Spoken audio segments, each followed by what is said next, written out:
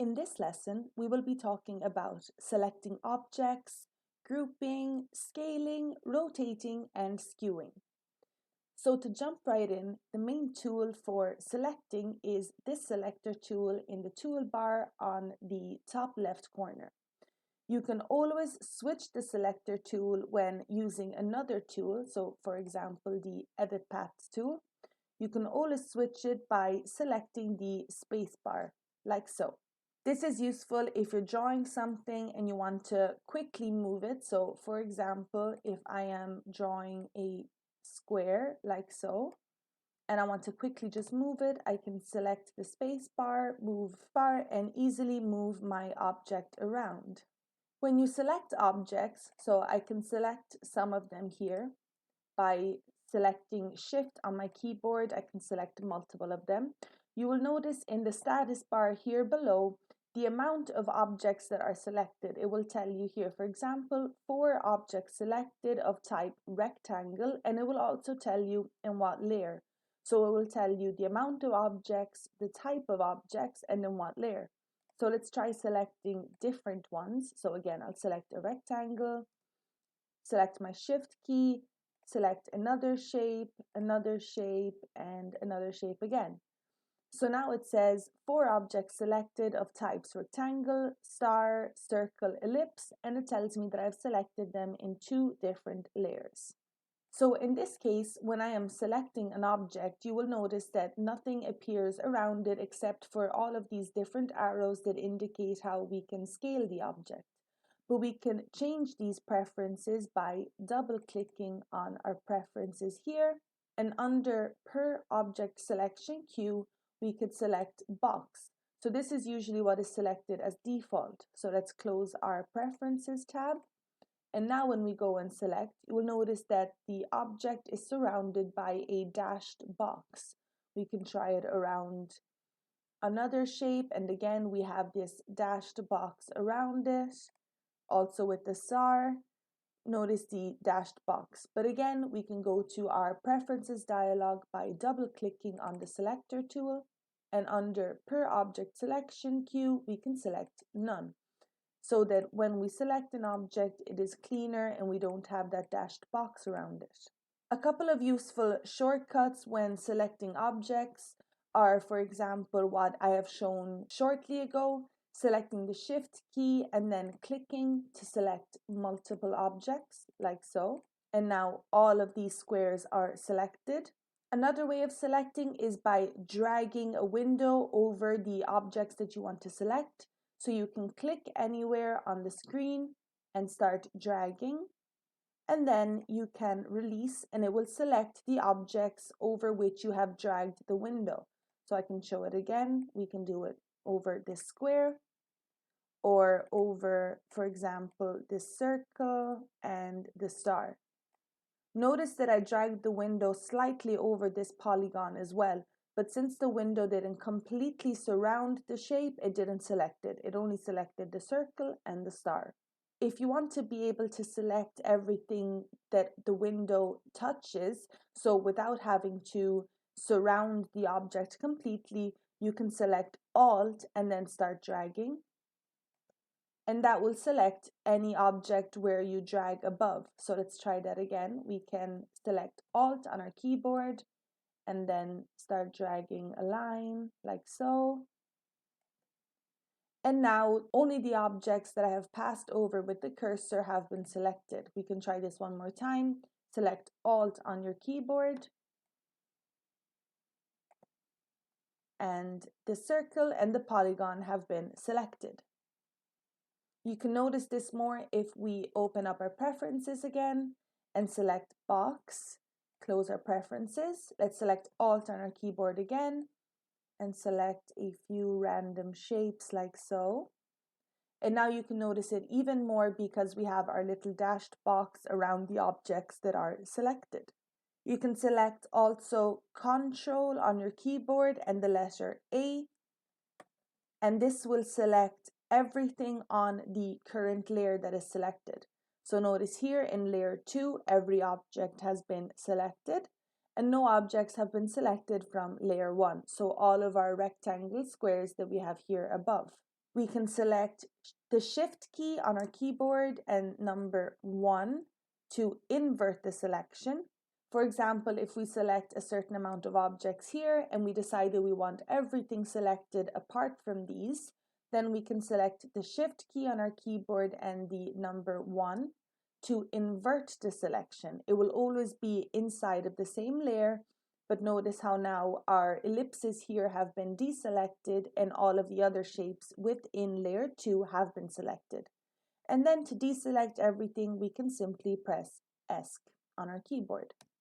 Next, we can talk about grouping. So grouping is useful for selecting, again, multiple objects, but then not having to reselect each one. Having them inside of a group will make the work faster.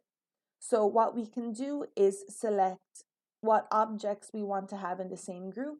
So with our Shift key selected, we can select different objects. Let's try to select ones that are in the same layer for now. And then on our keyboard, we will press the Control key and the letter G. This has created a group, and you will notice it here in our layers panel on the right under the current layer 1. And we know that it's a group simply because the letter G is in front of it. This is to indicate group. So this makes it very useful because we can very easily close the group. And if we click anywhere on our screen and then select one of the shapes inside the group, it will select those. And this is very useful because now I can just click and drag and I will only move the objects in that group. So let's go back. We can try creating another group. Let's Control Z to cancel this group. And now let's select another few shapes with our Shift key pressed, like so. Again, we're all in the same layer to make it easier, and then Control and G on our keyboard. And now we have another group. And again, you can see it by the letter G. It has created this little folder. We can close it and open it very easily. We can also deactivate the visibility or lock it, for example, so that we can't do anything to it. Let's unlock it, and again you can just drag it, and this way you're able to drag multiple shapes at the same time. But let's Control Z to get rid of this group. Also, when you have a group created, so let's just create another one, Control G on our keyboard. If you want to see how many objects are inside of a group, all you need to do is select it, and you can view the status bar below where it will say group of 3 objects in layer, and it will also say the name of the layer. So if we create a different group, so again, let's select, Shift multiple items, and then Control G on our keyboard. Now it says group of 4 objects in layer 1. So this is also very useful if you have very complicated groups, if you have a lot of different groups. The status bar below is very useful to check on. If you want to ungroup, you can select Shift, Control, and the letter G. And now the objects are separated. Or another way of doing this is selecting the Control key and the letter U. And again, now all of our objects are separated, like so. You can also create groups from the right-click menu. So let's drag a window over to objects. Let's right-click on top. And when we scroll down, we can find group here. And now again, we have created a group. See, by just clicking any of the 2 objects, they both will be selected. If you want to select one object inside of a group, you need to select Control and click on the one object. And now we're able to enter the group and select one specific object inside of it. Another way of doing this is also double clicking on the object that you want to select. See how now I have entered the group and selected one object by double clicking on it. So if we have a larger group, so let's just create a larger group here below, like so. Control G to create a group. It's also possible to create a subgroup. So we can do this by double clicking on the group. So now we have entered it. And then we can select the objects that we want to group. So I have my Shift key pressed, I selected these two, and now I can Control G again. And now we have a group within a group. And you can notice this here in our layers panel on the right, that we have this group G378 inside of the group G374. You can notice this by, you can close it and close this, and notice that both groups now aren't visible in the layers panel. But if we open it again and open this again, now we know all the objects that are in each group, and this will remain a subgroup of the first one. If we want to jump from this group to the one above, all we need to do is select Control and backspace on our keyboard, and now we have jumped to the larger group. If we want to add an object, let's say from outside of the group to inside of the group, all we need to do is select the desired object. So let's select this ellipse, select Control and the letter X on our keyboard, then double click in the group and select Control V. And now notice that the ellipse that had been here has now been moved inside of this group, and we can notice it from the layers panel also. Or we can also Control Z, right click on the group and select paste. And again, our ellipse has been moved inside of the group. Now we can move on to scaling. The simplest way to scale is to select the desired object and drag from the handles. So here we have all the various handles that we can use. So we select the handle and start dragging. This is the simplest way to scale. The scaling percentage value will show in the status bar below. So you can notice now in the status bar, it says how much I am scaling. And it would also tell me to select Control if I want to lock ratio, like so. This is to avoid distorting the shape by selecting Control. So it will suggest it in the status bar below to make sure that we don't completely distort the image. And instead, if we're not interested in keeping the same ratio, we can just deselect Control, and now we're able to distort our shape in whatever form we want. If we want to always keep the proportions perfect, there's this little lock that we find here in the commands bar. If we select it, you can see when locked, change both width and height by the same proportion. So now without clicking Control on my keyboard, if I select one of the handles and move this around in any direction, notice that the proportions stay exactly the same. But you can still distort if you drag the handles from the side, like so, or from the bottom and top. And that way you can still distort the shape in height or in width without having to worry. But if I try and scale from the side, it will maintain the last used proportions. If we select, for example, Shift while dragging, the scaling will start from the center of the object. So notice the scaling points start, the little cross that shows up at the center. This way we can scale from the center of the shape and not from the top left corner like usually. If we select Alt and start dragging, the scale will snap to 50% precisely. So you can make it 50% larger, or again select Alt and drag, or 50% smaller, like so. And you can see this also on the status bar below. So at the moment it says scale 100 by 100%.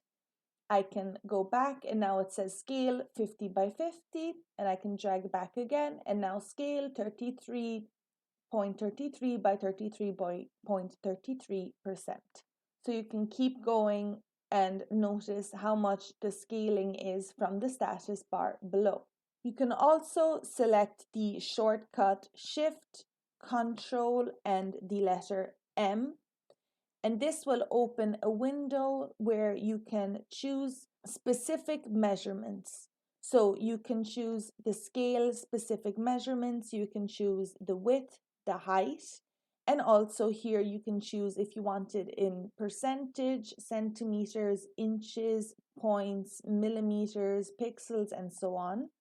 And again, from here, you can also choose if you want to scale it proportionally. So if I select this and make it 200, for example, now it has proportionally scaled my shape by 200%.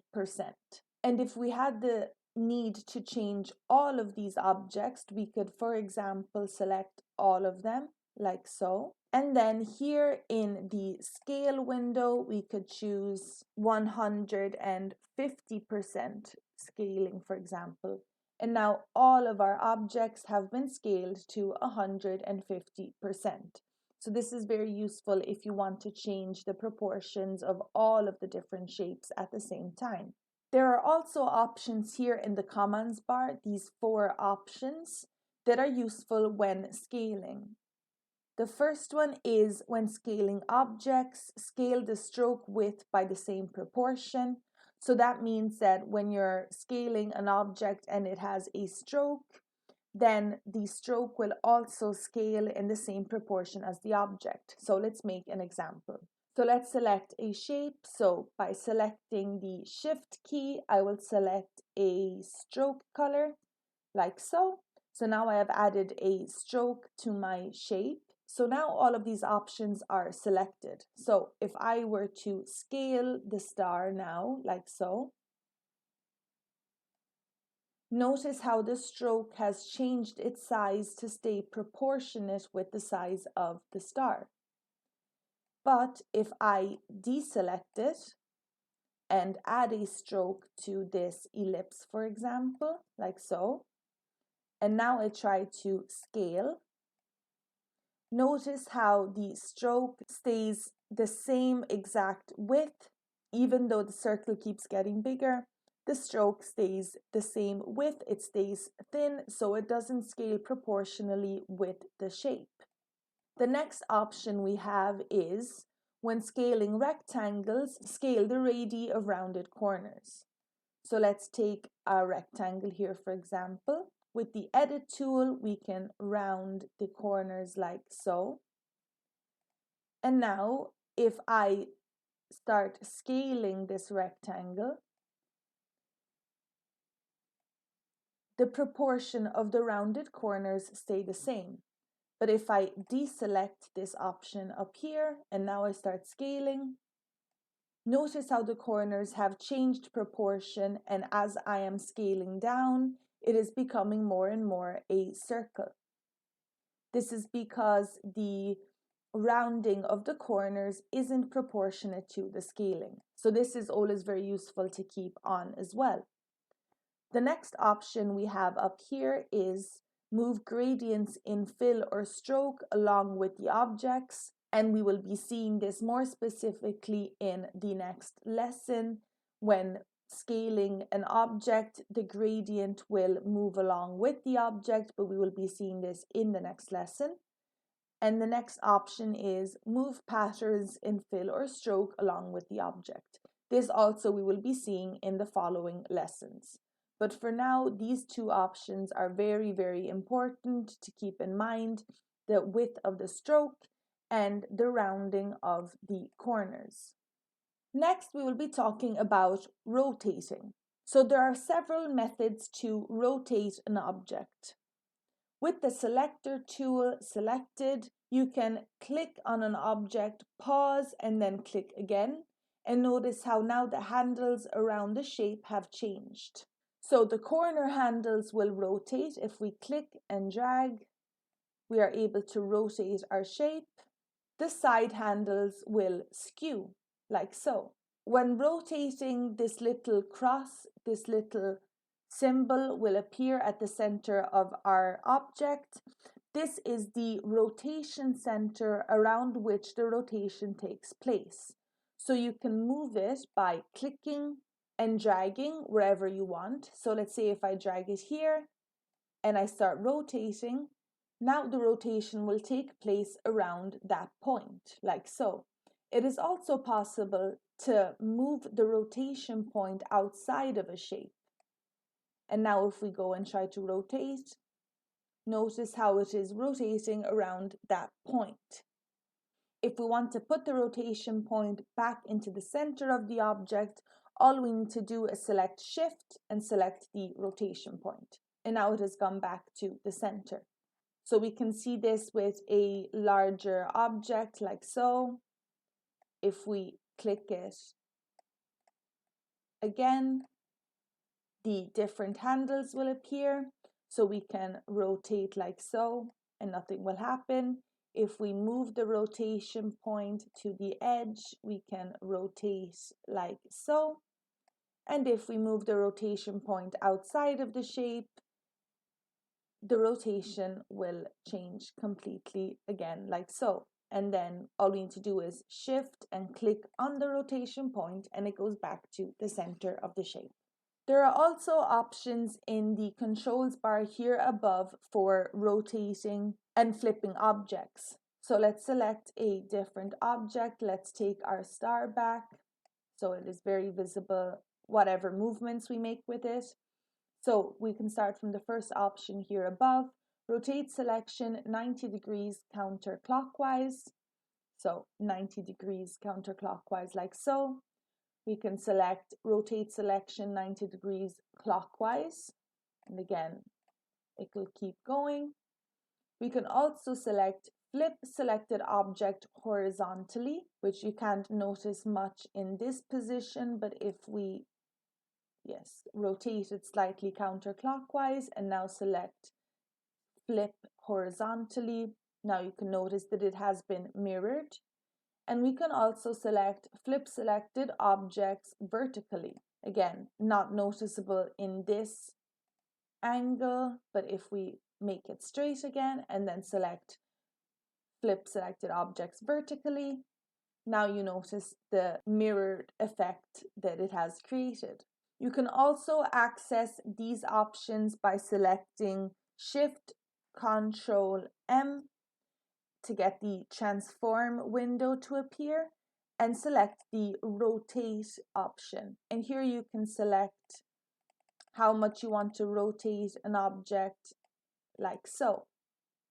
So you could select maybe 100 and it will totally rotate it. And again, you can select also the type of measurement, so degrees, radius, turns, and so on. And even in this option, you can select if you want to rotate it counterclockwise or clockwise. If you don't select these options, it is very easy just to know that any positive values will rotate clockwise and negative values will rotate counterclockwise. So if I put in minus 100, it rotates counterclockwise. Take away the minus and it rotated clockwise, like so. If you were to apply all of this to multiple objects, we can see what will happen. So now if we select the star, the polygon and the star again, and we decide to rotate all of these 100 degrees clockwise, notice how this happens. They have all moved to the edge of the page, but let's Ctrl Z. If we select apply to each object separately, and then again, angle 100 degrees. Now notice that they have all rotated on their own axis. Before they were rotating on another center because they were all being rotated simultaneously, but now they have been rotated separately each one, so they rotate on their own center point. So this is an important option to keep in mind. And finally, we can talk about skewing. So there are two ways of skewing. One is by selecting an object once, pausing, selecting again. So one is by selecting these side handles and just clicking and dragging and really just eyeballing it and deciding what type of skew you want. The other is by using precise numerical values. So if we use the eyeball method, so just dragging like so, you can also select the Control key to snap to 15-degree increments. like so. It will snap every time you reach 15 degrees. And you can also see the skew angle in the status bar below. So notice in the status bar it says skew and it tells you the degrees at which you are moving. Also, skewing is relative to the cross, the shape at the center of the object. So if we move this again, like we did with the rotation, and then start skewing, it will go based on that point, like so. So you can move it outside of the shape or inside to a specific corner, for example, and the skewing will be based on that. And then again, to recenter it, all we need to do is select the Shift key and select our skewing point. The other way to skew is to use the transform dialog, and we can get that again by selecting Shift Control M, but we already have it open here on our right, and we can select skew. So again, here we can select what type of units we want, if degrees, pixels, millimeters, and so on. And then we can decide how much we want to skew horizontally or vertically. So we can choose, for example, 5 here and 25 vertically. And that way we can get very precise measurements like so. Now that we have covered all of these different options, how to select objects, how to group objects, how to scale, rotate, and skew, we can end the lesson here. If you have enjoyed this video, make sure to leave a like, and if you have any questions or any suggestions, you can leave them in the comment box below. If you want to give this channel some support, you can subscribe, and that way you can also stay updated on all our latest courses. That's all for today. Thank you for following along. I will see you in the next video.